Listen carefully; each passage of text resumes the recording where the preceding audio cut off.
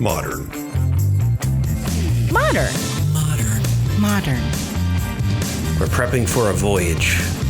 Modern. The force of an old-fashioned equals whiskey mass times bitters acceleration.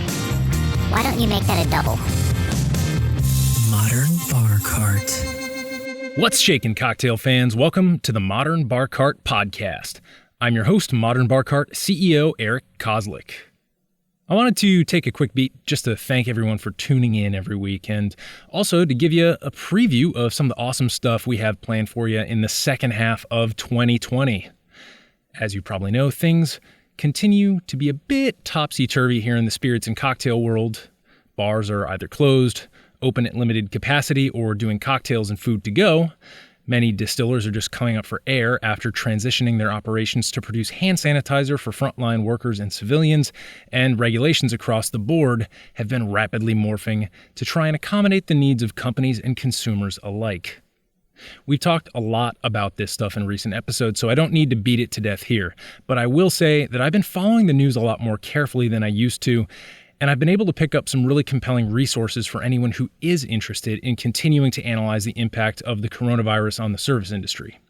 These resources include the Death & Co. Reopening Playbook, which is a pretty neat read, a really thorough hospitality industry revival guide, and even a report on the changing nature of the ethanol industry from a large ethanol distributor. We'll have links to those and possibly even more resources over on the show notes page for anyone who's interested. Looking ahead to the rest of the year, there are a bunch of topics I'm excited to share with you, but first, in the spirit of this atypical non-episode, let's give you the chance to make yourself a drink. This episode's atypical featured cocktail is the Bloody Mary, and it's atypical in that I won't even be providing a recipe for it. Not just yet, anyway. See, the Bloody Mary is my latest obsession. And when I say obsession, it's not like when people were obsessed with Britney Spears or the Spice Girls when I was growing up. No, my obsession has that bubbly, effervescent quality that Captain Ahab exuded when he was going after that phallic blubber monster. My obsession began with one of those classic head-scratch moments when I realized that no two recipes for the Bloody Mary seemed to match up. And it has only deepened as I've delved into the history and ingredients that comprise this ubiquitous brunch tipple. And let's just take a second to acknowledge here that I don't even really like Bloody Marys. I've never been a huge fan of tomato juice. And when I get to this level of obsession with something that doesn't trip my flavor trigger, I think we all need to be a little afraid. So, knowing that we're all probably going to be spending some quality time with this cocktail in the coming weeks or months, I figured I'd share a non-exhaustive list of the things we'll explore about the Bloody Mary.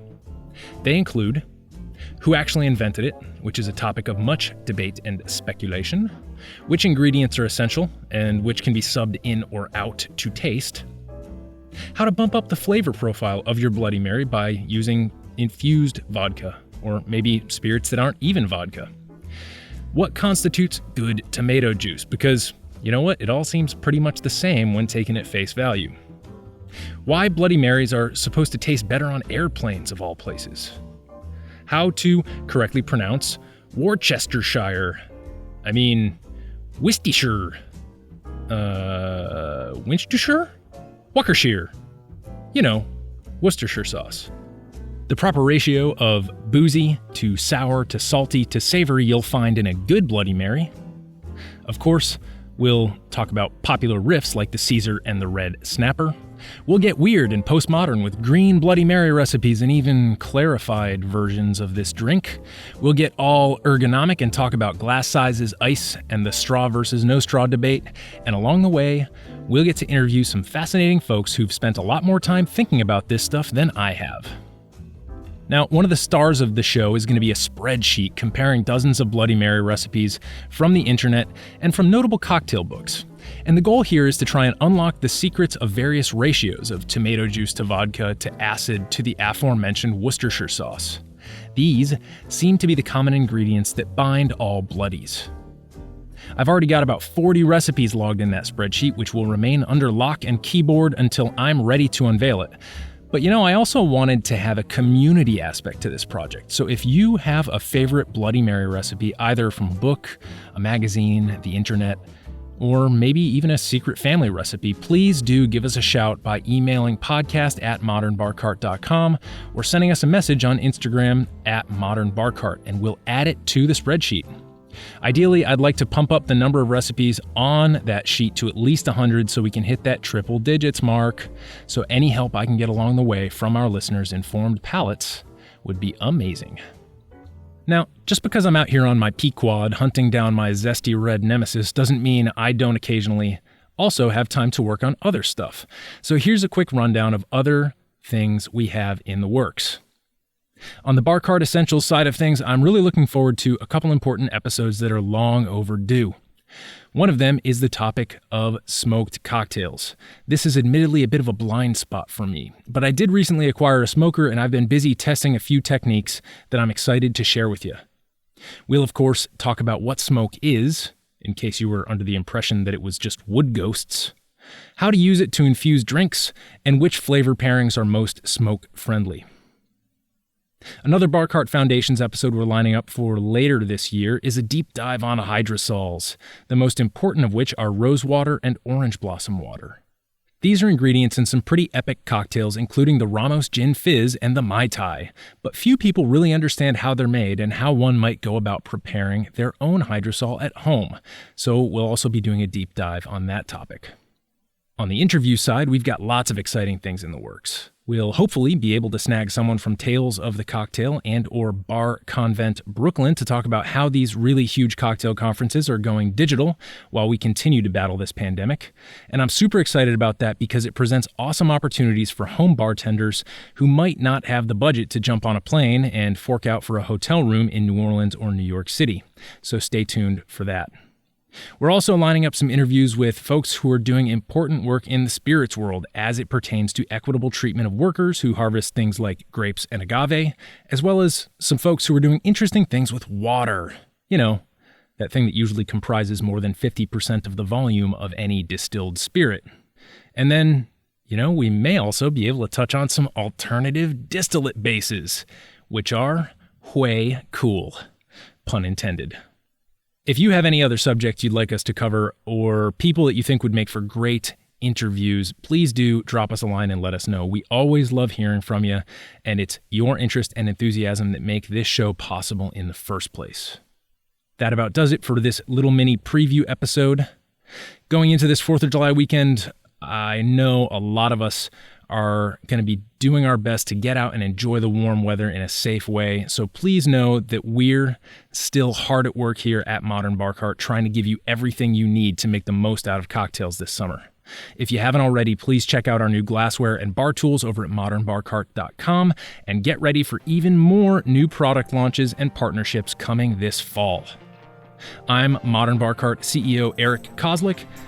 Thanks for listening, and I'll see you next time right here on the Modern Bar Cart podcast. Cheers.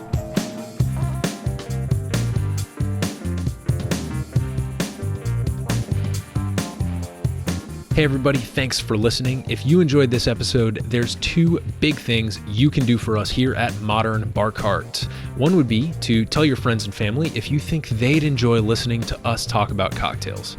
And if they don't download podcasts, they can always stream our episodes on their desktop directly from the show notes page at modernbarcart.com. The other thing you can do to help would be to head on over to iTunes or wherever you download your podcasts and leave us a review. 5 stars are great, but we're more interested in your feedback. And the beauty is, the more reviews we have, the easier it will be for other folks out there to learn about our show.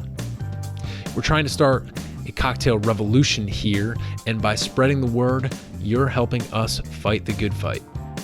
You can always reach us by emailing podcast@modernbarcart.com if you're looking for cocktail or bartending advice, or if you're a pro who would like to pull up a mic and be interviewed for all to hear.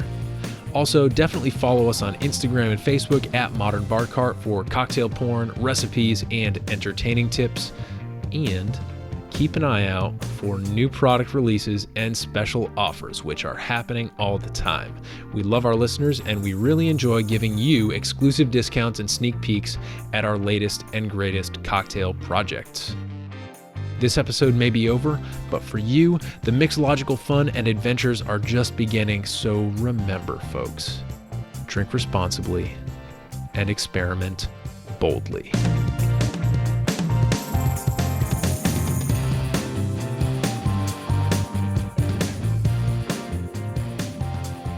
This episode was made possible with editing and production assistance by Samantha Reed, oxidized and low-proof spirits and high-octane flavor courtesy of Jake Parrott and House Alpens, and a little bit of interview magic by yours truly.